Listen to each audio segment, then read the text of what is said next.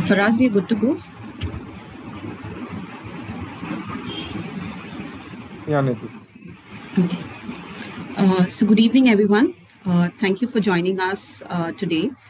I would like to welcome you all to this webinar on the safe routes to school today.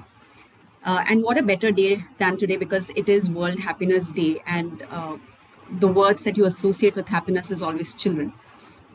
But today we're not just going to talk about safe routes to school. We're going to talk about how mobility, safety, and community well-being contribute to overall happiness. Before we begin, I would like to introduce all our speakers for the day. We have Ms. Anna Zhibaj, advisor at GIZ Albania. Along with her is Ms. Rexhina Basha, junior advisor at GIZ Albania. They're both part of the SUTI 2 project. We also have with us Ms. Ray, who is the planning advisor, City of Tirana, and Mr. Ankit Bhargava, co-founder, Sensing Local. I'm Neetu Anna Joseph, technical advisor at GIZ India for the Sumaka project. But before we start, we would like to have a short poll.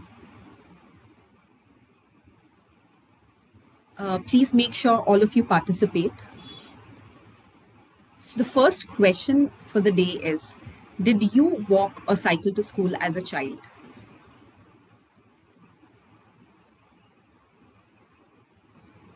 Faraz, do give me a heads up so that we can move to the next question.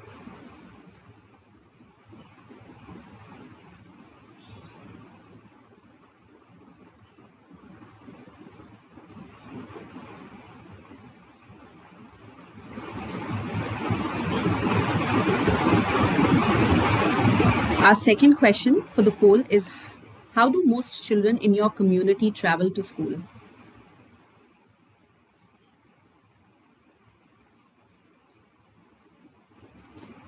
And the last question for this poll is, would you feel comfortable letting your child walk or cycle to school independently? I hope all of you are responding. Please make sure that you participate.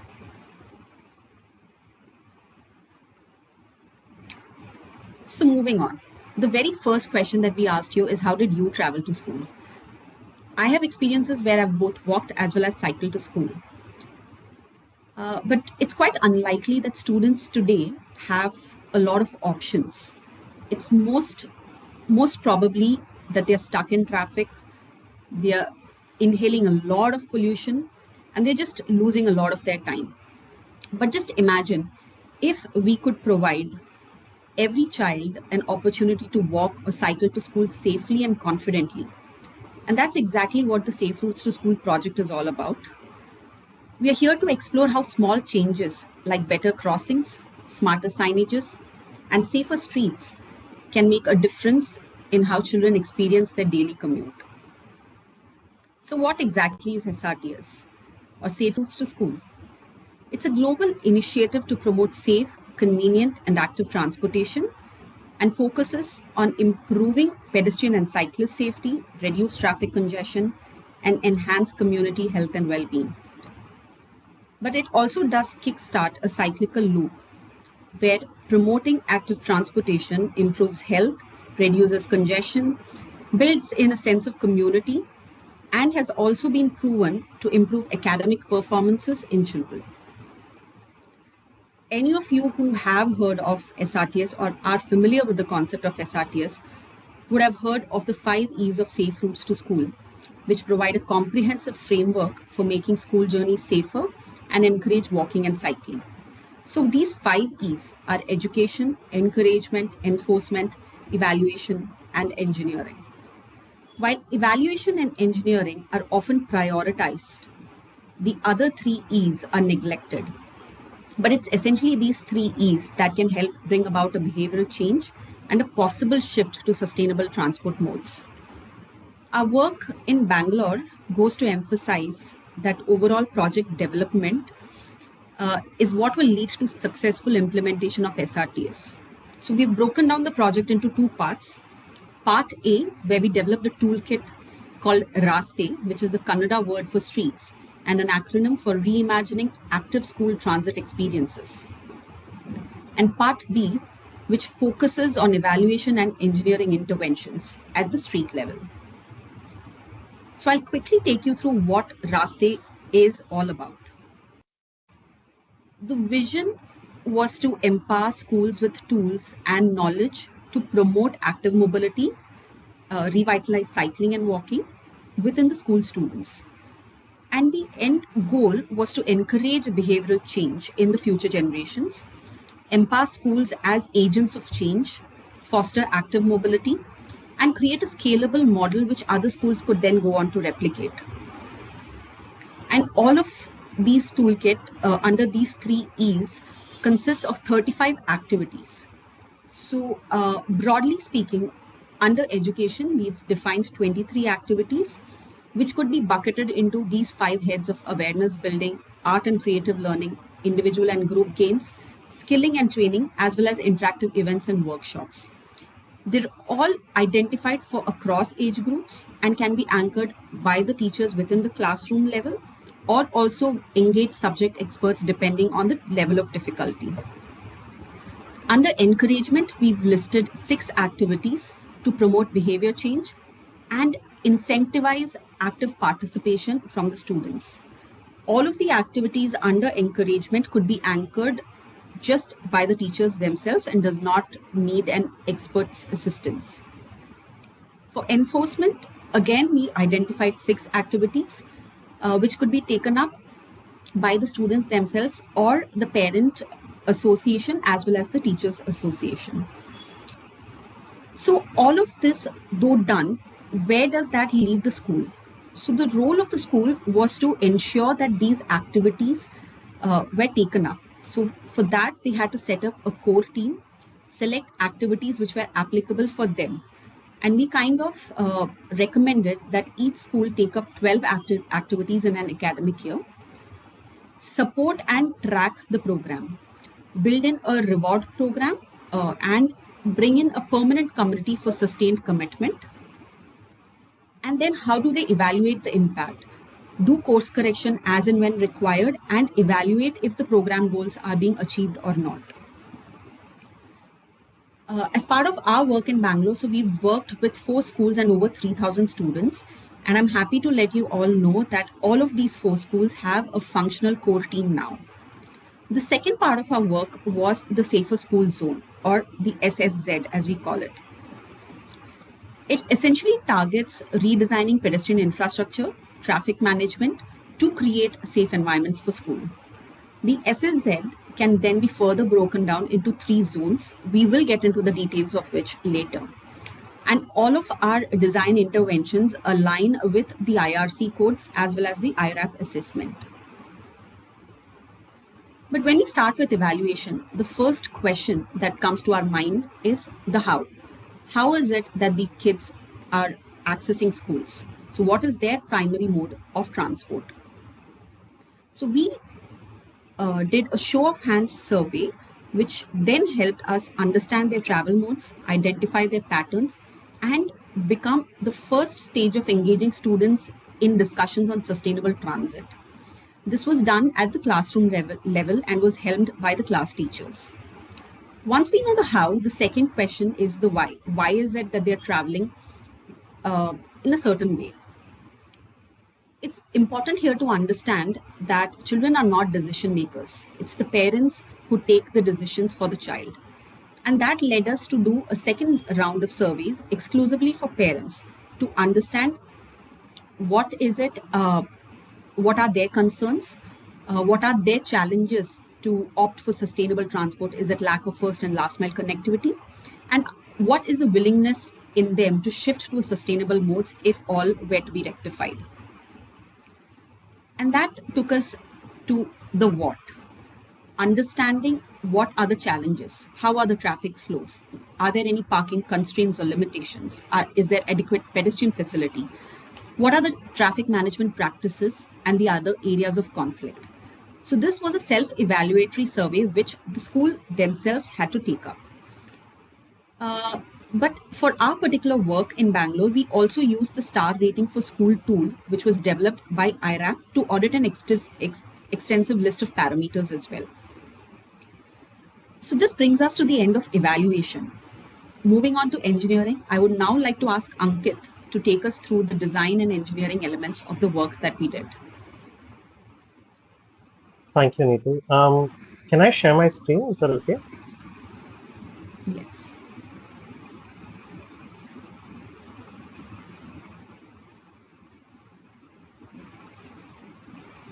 Please let me know when the screen is visible, then I can. The screen is visible, Ankit. Okay. All right. Thank you so much. Um, I'm from Sensing Local, as Neetu said, and we've been assisting JIZ in some of the interventions in Malleshwaram. And I'll be covering a little bit of the program pilot that was done there. There are five basic things that what we thought was important to communicate. One is what is the safe school zone in the SRTS context? How did we determine interventions and audit parameters? What were the gaps that we found in different guidelines when we were implementing this on ground? A little bit about the process that we followed in Malleshwaram and some learnings after this project has been completed of sorts. So I think we saw the slide already about the 5E, so I won't get too much into this. But essentially, Safer School Zone is really focusing on the infrastructure on ground to make the area safe for children to walk and cycle. And as Neetu said already, that we have been looking at all the guidelines that are available nationally across different IRC, Indian Road Congress codes, the IRC, IRAP assessment, as well as other global case studies. So our starting point was actually the IRC SP32, which is dedicated towards creating safe commute to schools, which is a different name for safe routes to schools, in which there are three zones that they have defined around any school. The most important zone is the school access zone, which is 100 meters in front of the school gate. In the map, you can see it as the red line, and the stars are the different kinds of schools. This varies depending on the kind of school. Very young kids, the zone is very different. Bigger high school, the zone is very different, but it's about 100 meters. And it includes the two main junctions along this main access road. This is the focal point of all the interventions. It's the maximum intervention, maximum enforcement zone. This is followed by the school proximity zone, which is just outside it, 150 meters to 500 meters, where we are hoping to really limit the vehicular speeds. And then there is a transition zone, which is the zone for vehicles to slow down before they enter the school proximity zone. So these are the three zones that IRC has defined.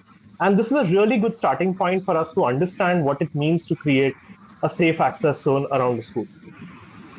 Our first exercise actually through this process was to outline what are these different interventions, and you'll see this table that is defining where the safer junctions are, safer footpaths, road markings, parking management, school zone signages, so art on street, all of these different interventions that make up that are things that we need to do. Where should they be located?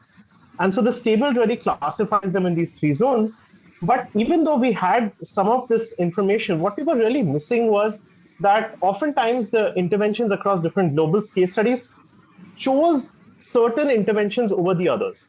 And we were always trying to understand, but why did they choose some interventions and not the others? And so we kind of defined ourselves five key objectives while designing a safe school zone.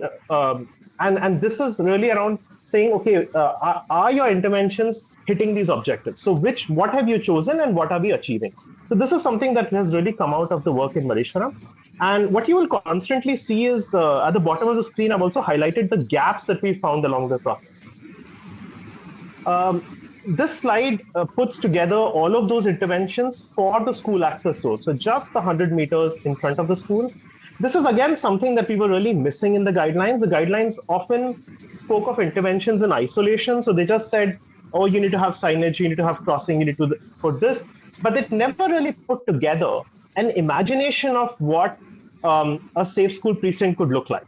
And so we've really done that, which is to say that what does a model plan look like? And this is a great exercise to communicate as well to different stakeholders that this is what we're expecting to do before we go and audit what is on ground. So this is again addressing a very real gap that we found. Once we had clarified what kind of interventions we wanted, We also went about creating a very extensive but easy to use audit form. And again, this is something that we were really lacking in the context of India and Bangalore, where none of the templatized audits were available. So as part of this project, we've also created templates that anybody can use, especially in our context, and really go, and whether it's a school child or it's a traffic police or a community group, can just go on a junction and check box whether there's a crossing or not, whether there's signage or not, whether there's a speed hump or not. And what is so nice about this is that in order to really succeed at scale, we really need to get children involved. And to do that, you have to really simplify this exercise. So we've really made sure that we design it in such a way that anybody can go and audit their junctions for safety and the nature of infrastructure that's present. Um, so this is largely the work that was being done in order to understand the structure of the project. Coming to the specific pilot of Malleshwaram, what you see on the map on the right hand side, and I'm sorry, this is very difficult to imagine for people who are not in Malleshwaram, but we chose about 6 schools in a vicinity of about 1 kilometer diameter. And each of the school access, many of the times there were multiple schools in a similar area, so they may share a school access road, and also may share junctions that might be important to intervene in. So there were a total of 6 schools, 14 junctions, and 4 access roads. And the process that we followed was to really first looking at an online map and just plotting where is the school, what is the school access zone, so where is the 100 meters, where is the junctions. This is the mapping of the safer school zone. Second, we conducted the audits on ground. Third, we went about using a visioning exercise as well as understanding the on-ground challenges. What would be the interventions that would be needed? And based on the interventions, traffic flow, and some of the issues, creating a traffic management plan, and then really sharing this with everyone around it. I have a little bit more detail with regard to the drawings that we created and the exercises we did. And I'll get on to that now. So this is, for example, this is one of the sheets that you would see for a particular junction. So this is a school called Vidya Mandir. This is one of the junctions on the safe access zone. It's a 6th Main 11th Cross junction. It's a 4-way cross. And you can see pictures of each of the roads on either side, the issues that were mapped. We also did extensive measurements of the footpath, the shoulder area, whether it's encroached or not, whether it's a vendor encroachment, tree encroachment, what the carriageway widths are, all of that, and the footpath width. So all of this, the section is extremely detailed in the documentation process. And this really helps us understand what we need to do in order to create a safer road, but also safer footpath.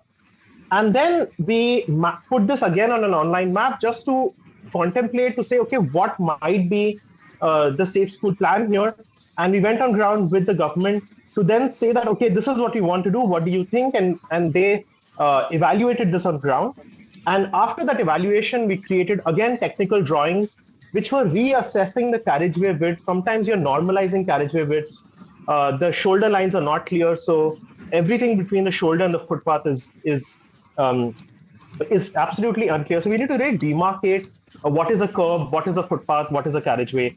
And oftentimes we are also reducing carriageways, which are otherwise very extensive. And what you'll notice on the left-hand side is a table of all the interventions that were there for this junction. We actually, because we did the data, we were able to then exactly estimate which intervention is happening where, and therefore be able to also estimate the budgets required for every junction or drop-off zone. This is an image of a drop-off zone. I actually didn't kind of dwell on the interventions here, but you can see some of them, which is the signage for a pedestrian crossing, the curb extension area, the speed hump painting. Pedestrian crossings themselves have to be put on all the roads. Sometimes there were vendors, so creating a vendor location plan, and so on and so forth. This is the drop-off and pickup zone. So really understanding which is the no parking area, where can the vehicles which will come in to drop the kids, where should they be located? How do we need to signify them on ground? Where is the painted area where they can pause versus where the queue up will happen? Yeah, so all of these are the kind of interventions. I do have a few renders to show you what a before after is. So this is a case of the same junction that I was showing you in drawing. And what you can see here is the render that we made for what will happen if you put all these interventions in place. The same thing is true for a drop-off zone as well. This is what we have right now. You can very clearly see that it's very ambiguous where vehicles can travel and people can travel safely. And then you see that this is the kind of intervention that we are hoping to really make. Um, I can stop and dwell on anything based on what you think, Neetu. But the last slide, which I wanted to leave us with, is a safe school zone plan can be created by a school or a municipality. We often imagine that the governments have to lead everything, but that's not true. Schools can lead it as well. But what we realized is that all of the different stakeholders, which is the school, the community groups, the traffic police, and the municipality, all need to work together regardless of who initiates it. And there is a very nice framework that we discovered along the way, which is called the RASTE template. R stands for who is directly responsible, A stands for who is the approval authority, S stands for who will support the task, and I stands for who should stay informed. And this on your screen is actually a variation of what we did in context of Malleshwaram, saying that who is directly responsible and who should support it.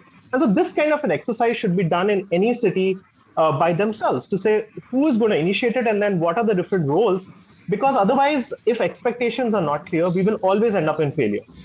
And this way, we already always know who's going to nudge, how do we follow up, where pressure systems need to be applied, etc. So I can stop here, and Neetu, happy to go back or dwell on anything that you like.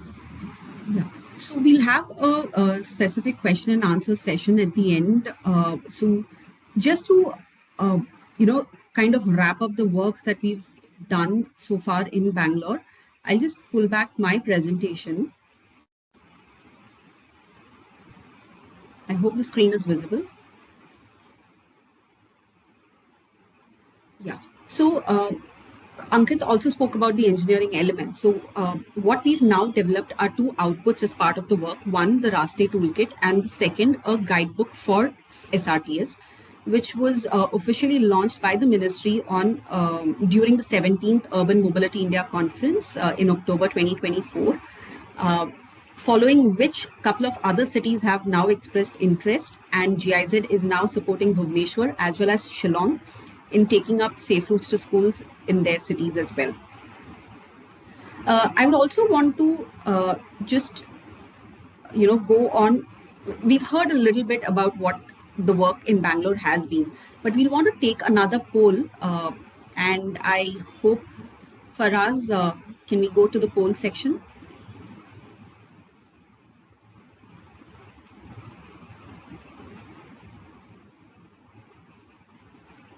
So the first question is, what has been the most surprising insight so far? Like, is it the fact that, there's so much of detailing that is required?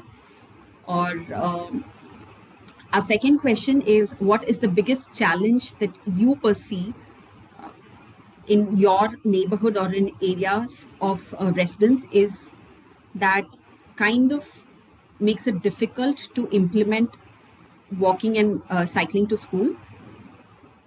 And if you were to do an SRTS in your neighborhood, what is the feasibility? Do you have the buy-in from the government? Are your neighborhoods cohesive enough?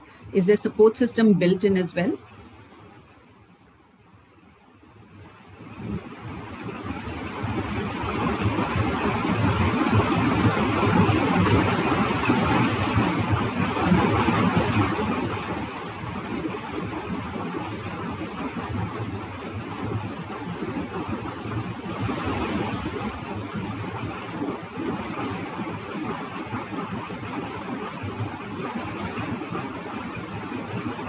Please make sure you can open your chat box. You can see all the polls that are coming up. Make sure that you respond to all of the questions.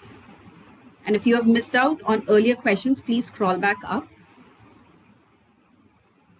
and submit your votes.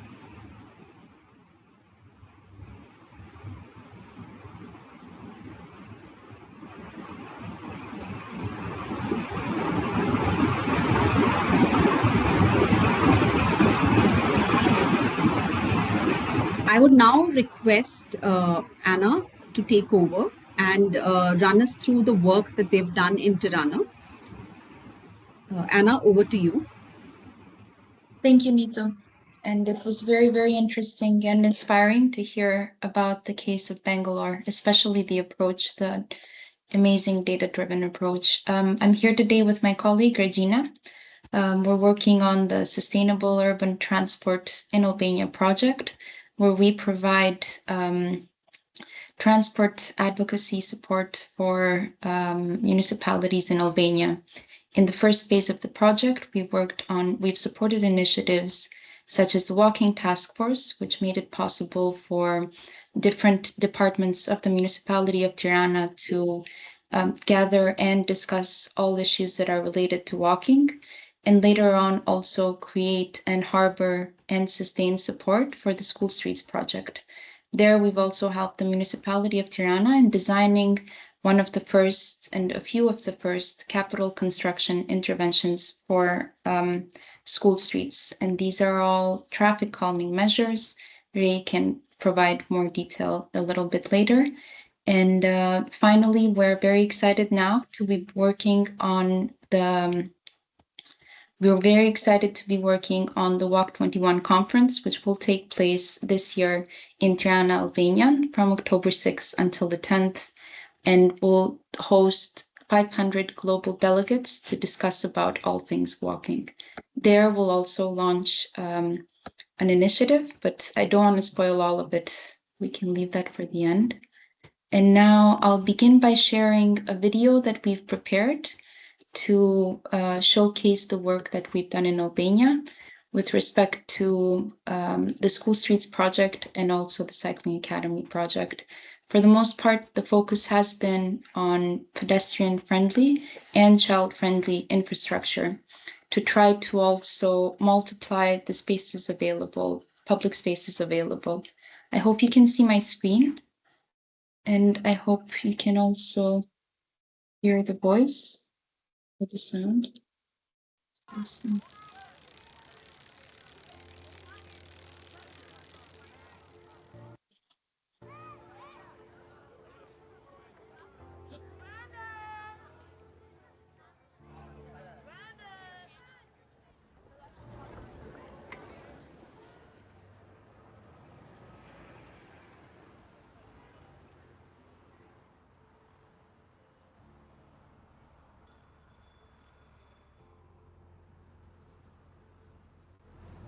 Having a child-friendly city means having a city for everyone. It's not just the kids, it's the parents, it's the caretakers, it's seniors. If a city is child-proof, then it means that it works for everyone.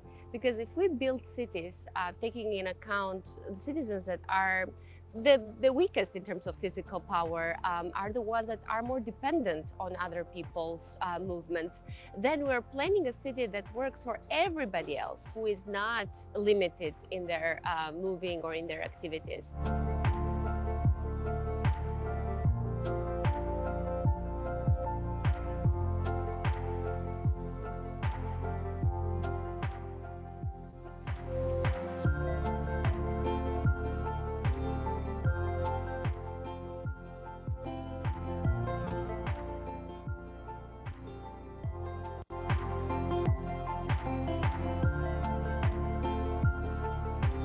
We're here at the school block. This is how we like to call it. Even though we're working with Streets for Kids, this is actually the biggest pilot project that we've achieved and realized so far. We managed to add 1,500 square meters of added pedestrian area, so much more seating, and fixing this by adding not only safe infrastructure to support this mobility for people that walk to school, but also adding infrastructure that allows for resting and stopping, and where you can actually, after taking them, spend some quality time together, discussing the day, having face-to-face interactions. We have been able, project by project, pilot by pilot project, to change the mindsets of decision makers, thinking from providing more and prioritizing actually the needs of cars to prioritizing the needs of pedestrians and the vulnerable groups in the city.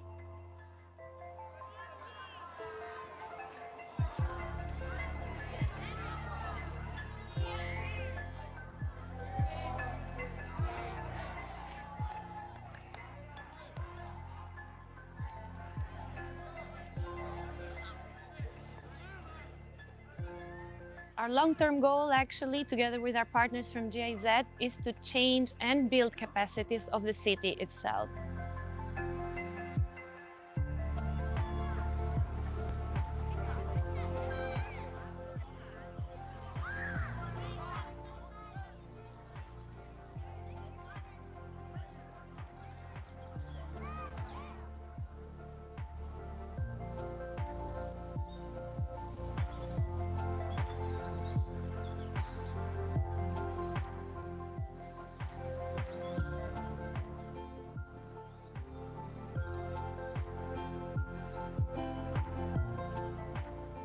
Klasat zhvillohen në bashkëpunim me GIZ-in.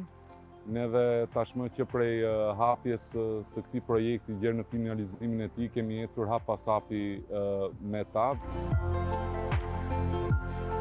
Trajnimi funksionon në orë 60 minutëshe, ku ndahet gjysma e parë 30 minuta është teoria dhe pjesa tjetër është praktika.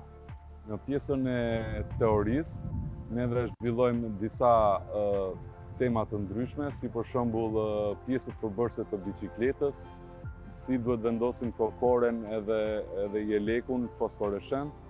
Gjithashtu, neve mësojmë edhe për shenja të veçanta, sinjalistike, rrugore dhe pastaj zhvillojmë ushtrime të ndryshme që i ndihmojnë ata të fitojnë reflekse për gjërat që kemi folur gjatë teorisë.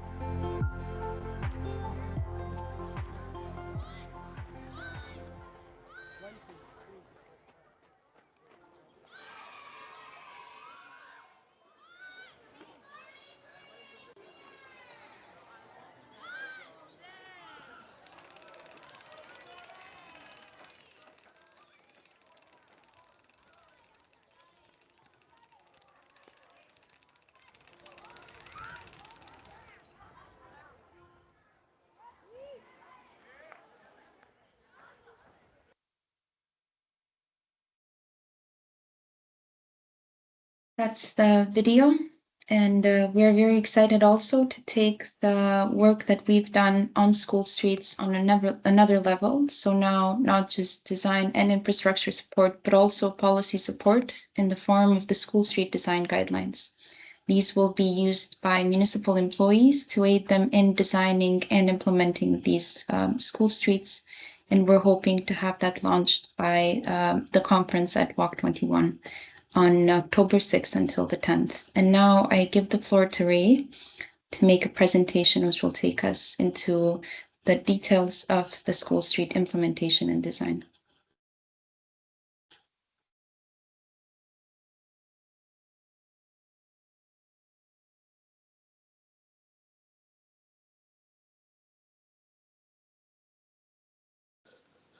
Hi everyone, thank you Anna for the introduction and the beautiful video. It's always great to look back at these images from the school streets and all the other projects that GIZ has supported in the city. I'm trying to share my screen. Okay.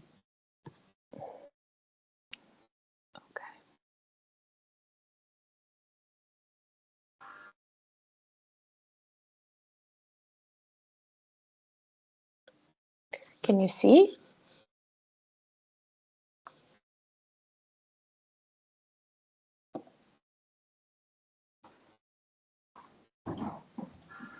I'm not sure. Can you see my screen or is it just this one?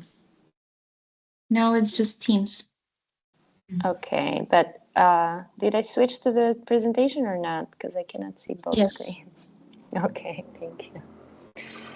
So the Tirana School Streets program is a very image-based presentation, actually, which is like the best way to show the impact of this program in real life. And sorry, I think there's an issue with just full screen. So maybe you can just share as is.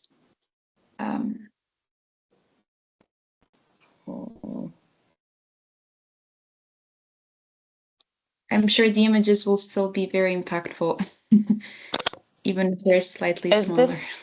Is this still okay? Yeah. Okay. Yeah.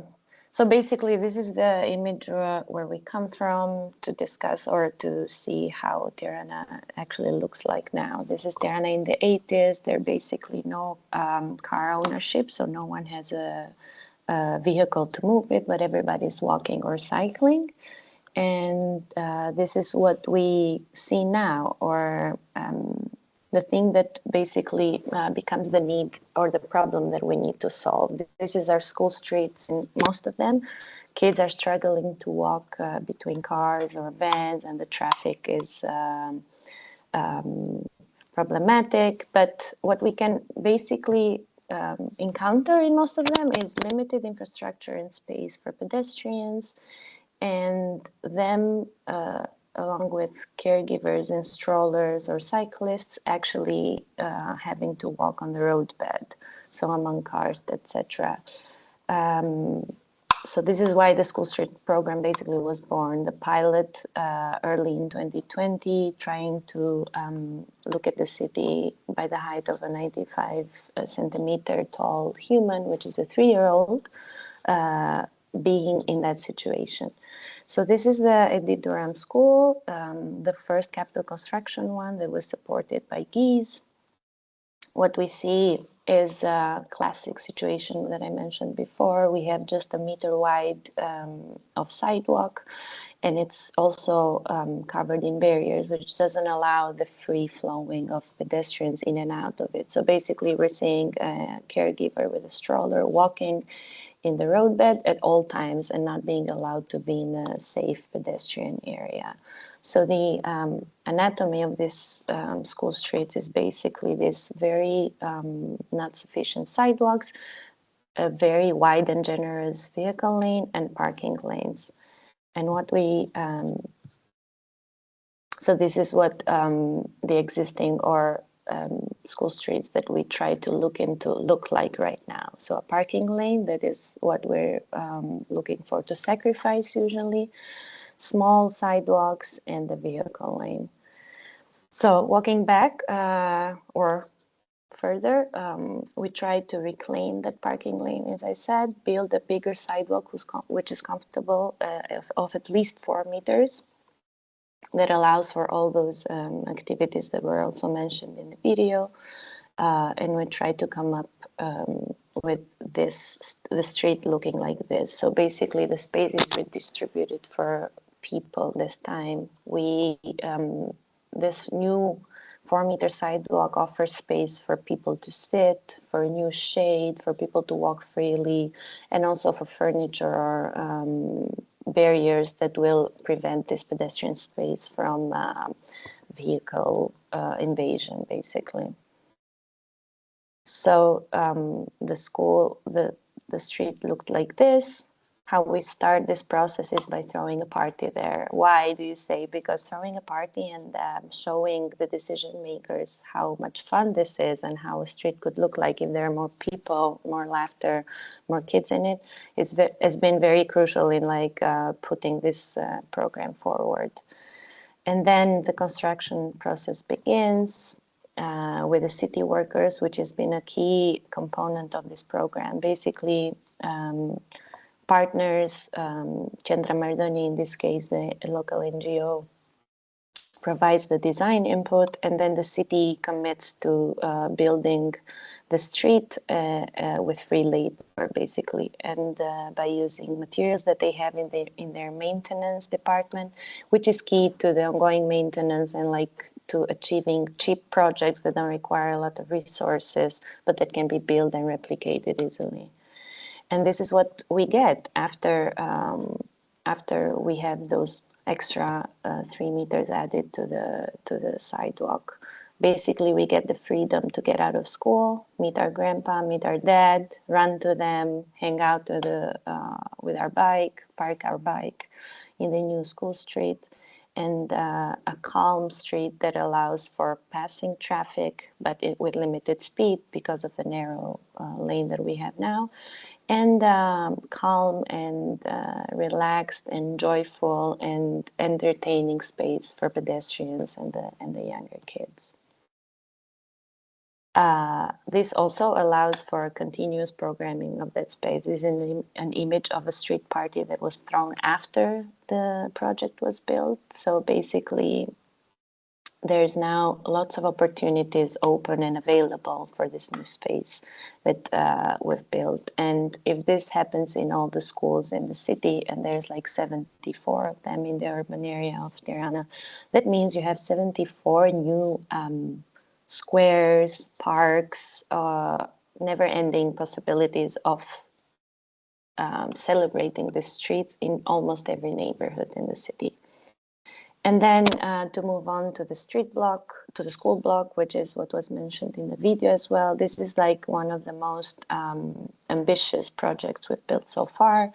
And that's because it has 4 institutions. So it covers 4 educational institutions, 2 schools, a kindergarten and a nursery that are all surrounded by this 4 streets. So to look back again once more at the anatomy of the school street, we look for streets that have a parking lane, which is what we can sacrifice and reclaim for kids and for pedestrians. Sidewalks that are limited, barriers. So basically, this is the existing situation that we're looking for. And then we move on to improve it with reclaimed space, a more narrow travel lane that ranges from 2.8 to 3 meters, increased space for pedestrians and kids, elements like paint that can be implemented or developed with the kids and the community members. Seating is super important, new trees, play features or anything. So basically, space that can offer, and not necessarily you need to include new play elements in the street, because as we know, kids can also play just in dirt or with branches or with leaves from the trees that are present in the street. Some before and afters from these projects, which are very important to see how space gets revitalized and gets new uses. This is a gate of the school, of one of the 4 schools in that school block. And we see that this gate wasn't being used. So the school is using another entrance, basically. And this one was completely forgotten. There's this is a garbage area. It's full of cars. And after the project was implemented, and let me show you this other image too, it looked like this. After the project was implemented, this is what we get now. Even on a rainy day, it's full of humans. There's hundreds of parents here waiting for their kids to get out. And the school is using this as an exit and as an entrance for the smaller kids. So basically for 5-year-olds. This has smoothed their process too. They don't need to open the main gate. There's no need for all the parents of all age groups together at that same door at the same time. So basically, this is a new use of space that came up just because we expanded it, and that's it. So the school had now found a platform to make changes to their daily operations. And in the other angle, which is important again for us to understand the space, is moving the garbage area and reclaiming this old bunker into what is now the waiting area for the younger kids. So to sum up with the Tirana School Street program, it has it basically consists in this phases, at least especially when it began. There's the data gathering component, which basically looks at how kids go to school in said school. Also, site review of the school situation to also make sure that the physical conditions are what we need to make the implementation to do the project. Then the selection, and this all happens in close collaboration of the departments of the city that are mobility and transport and traffic, and then the school staff design, and then the institutionalization that Anna talked about also is this guide that's being prepared that whose long-term objective is that all schools in Tirana, but not only, also in the country, are equipped with a school street with a safe access. And at this point, the implementation of 20 more is underway. So The design is being made as we speak, and 20 more sites will be approved. So the city basically will have 30% of total urban area schools equipped with a school street by next year, which is a massive step forward, thinking about where we started from 5 years ago. Again, this is what I just explained right now. So our process has been a temporary or a pop-up street party, capital construction, and now immediate or simultaneous construction of 20 more, which is really what we were, or what I was talking about in that video before, that what we want is that the capacities are built within the city and they're able to build more of it at the same time, so that the impact is bigger and simultaneous at the city level. This is our School Streets Brigade. We're very proud and happy with them. They're also like one of the best indicators of the capacity building in the city, because basically now they are able to make decisions on site on how to build a good and a better even school street. The Walking Task Force, which is a group comprised of so many departments within the city that are able to communicate a little bit better to achieve the common goals of making walking better for the city of Tirana. And to finalize with a Walk 21 conference that we're organizing in close partnership with JZ and hosting together. This is actually also a call for you guys to come to Tirana in October, where we will be together with many policymakers, experts, people from the world of walking, cycling, and good public space design, to discuss about projects like this one that could be also a great stepping stone for the region that we represent here. So thank you, and you are welcome to Tirana. Thanks, Ray, and congratulations to the whole team. That was just a lot of amazing work.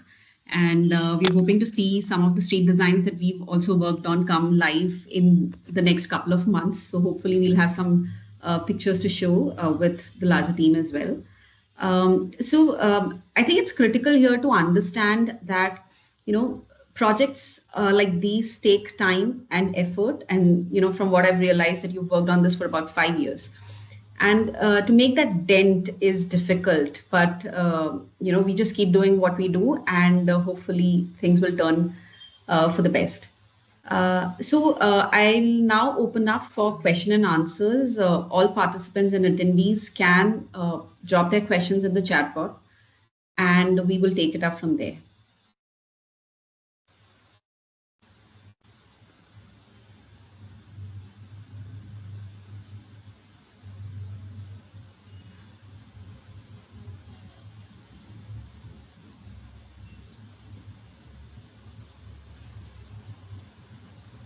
Okay, so we have a question now.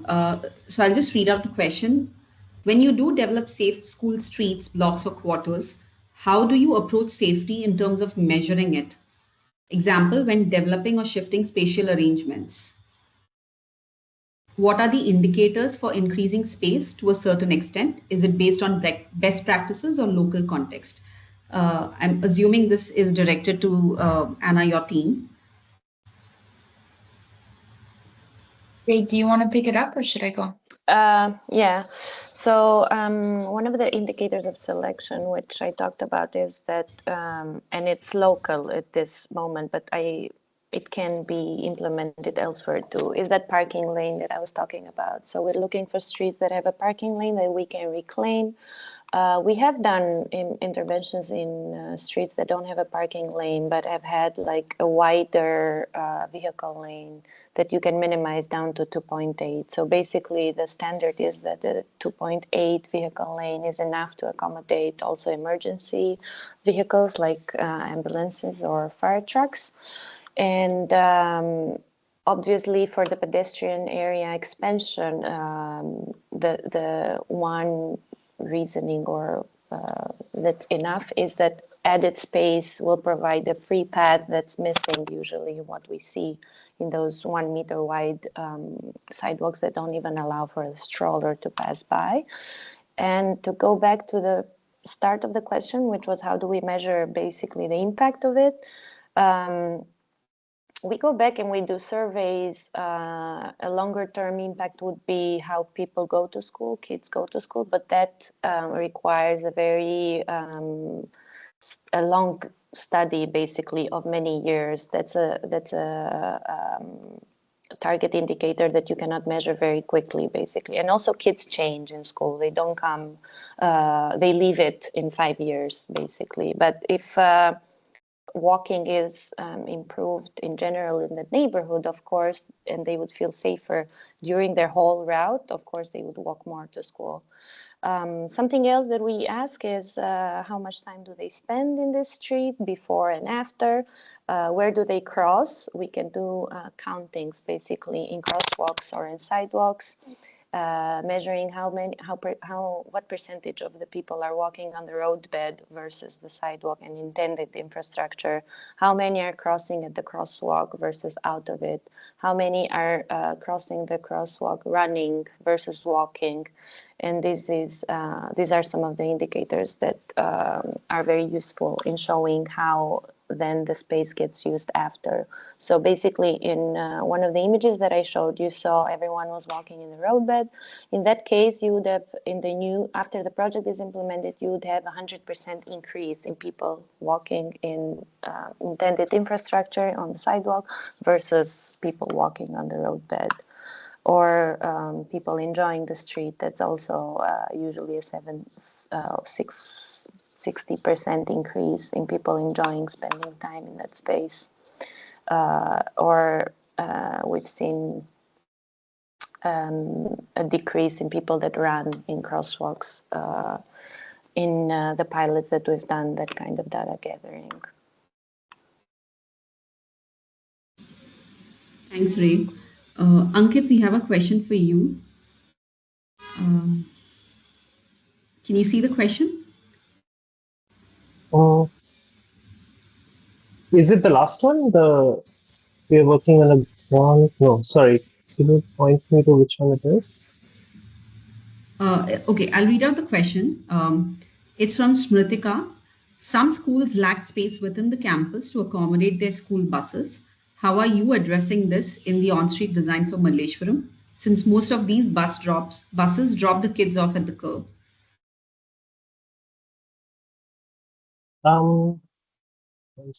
Sorry, sorry, I'm just reading this again. Some schools have space. Yeah, actually, this is the main point of the design of the drop-off zones. The drop-off zones, according to IRC code, are about 5 to 6 meters. So we are really, the design of the road itself has to accommodate for it. So right now, what you'll notice that in front of schools, you have a huge parking lane. And I think this was visible also in the other project. And it's free parking. No, but everyone is just parking as they like. And so one of our efforts on ground has also been to negotiate with the residents to not park on one side of the road, at least, so that we can demarcate that road as a no parking area, and then define the area for parking of a bus or a car to drop off. And especially in the case that there are big buses coming, in our case, there weren't big buses, there was vans and autos coming. So if that is a case of a bus and cars drop-offs, then we have to be separating them, and the carriageway width has to be adequate enough to do that. The complementary intervention to defining a drop-off zone was also to convert the area into a one-way, and therefore allow only a select amount of traffic to come in and go one side. And so if you have parking allowed of the bus on one side, the other lane is where you can pass by in case you are in a car and you're dropping off your kid. You can drop off the kid and pass by. So in a two-lane scenario, that's what it would look like. One is dedicated for drop-offs, the second is allowed for through. I think this is exactly what a lot of the work that we've been doing is to look at the linkages between interventions. You can't just say, I want to mark an area for a bus drop-off. No, that has to be complemented with, let's say, a one-way blocking off area. It has to be complemented with signages on the area to say, okay, don't park here, and so on and so forth. So it's multiple interventions coming together to make that possible. Just to add to it, That sort of helps. it becomes critical that we build in some flexibility in our designs so that we could accommodate all kinds of traffic at all points of time in the day as well. So that flexibility has to be inbuilt in as well.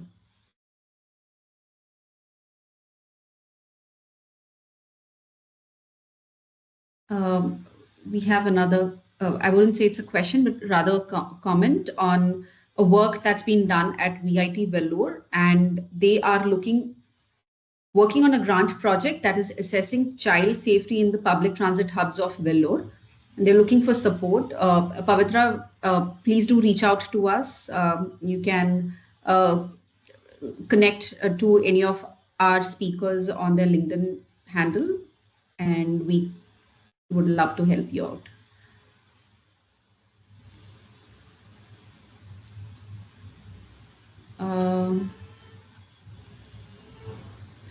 Yeah, so that's all from the questions, I guess. But just to summarize and to also, clarify. Sorry, there's something coming in now. Okay, so we have a question. What are the latest advancements in smart infrastructure, like AI-based traffic management or smart pedestrian crossings to enhance school route safety? Yeah, Anna or Ray, if you want to take this question. Have you included any smart technology elements in your designs, or is that something that you're not interested to look at now, or is it there in the pipeline that you would want to work with it? That hasn't been included so far. And I think generally what would be beneficial from these smart infrastructure interventions would be its potential for parking reinforcement, because still in a lot of these spaces or in a lot of these school streets, there's a lot of parking violations where for the most part it's reduced, but people still find a way to park or idle for a little bit. And there it could be potentially useful to have camera-based technology or that would allow and assist this in identifying these parking violations, because also in terms of just in terms of human resources as well. It's not possible to have traffic police at all of these schools all the time. But as I mentioned before, it hasn't been part of the project implementation or ideation so far. Okay, thank you. Yeah. So if there are no other questions, we would love to move to the last poll of our webinar. Just give me a minute.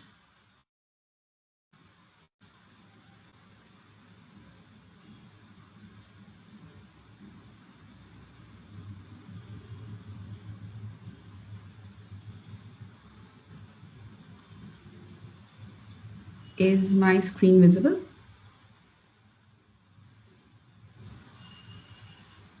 Yes. Okay. So this is for the participants. Which strategy do you think is most critical for making school routes safer? So you'll have options in the poll.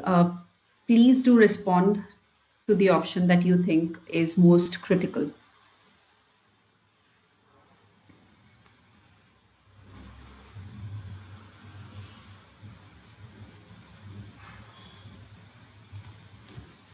The second question is, what is your biggest takeaway from this webinar? Again, you'll have options coming up in the poll.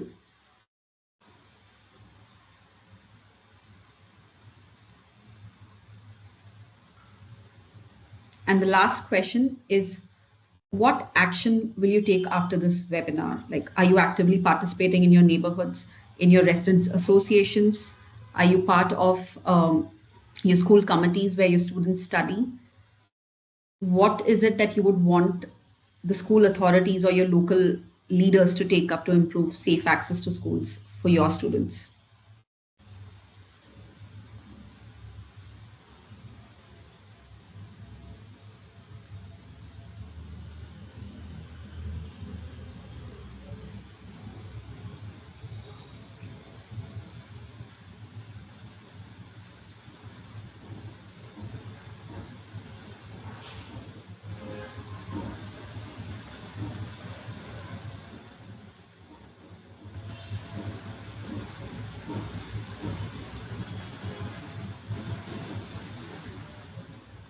Please make sure that all of you have responded.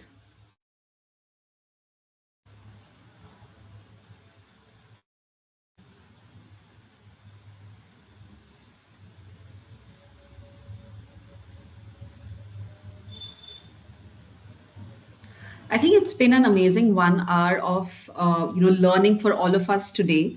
It's interesting to see how across the globe safe access to school for our students is critical. It doesn't matter what nationality, what culture you come from, and it's always priority. It's also interesting to see how much of community engagement is required to implement projects of such scale, uh, and to have the right impact as well, because you're dealing with multiple stakeholders, you have multiple people with agendas as well. So how do you maneuver through all of that and still implement what you can? uh, what's been most impressive for me is how all of this translates to the next generation of citizens in our cities, where they are conscious about the modes that they take up, conscious about what they give back to society and to environment. And I wish that Tirana continues to do the work that they are doing. And I hope that all our participants who've been hearing us out for the last 1 hour do their bit to, at least create awareness regarding safe routes to school, why it's important, not just for students, but also people residing in the vicinity of the school as well. I hope you all had a great time.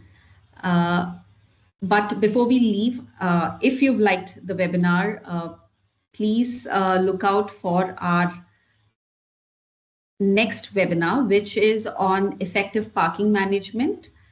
We'll be posting details of it very soon. So please do join us, register and join us. And thank you so much for joining us today, and wishing you all a very happy day ahead. Thank you. Thank you. Can't Thanks. wait to hear about your work. Bye. Thank you for having us. Bye.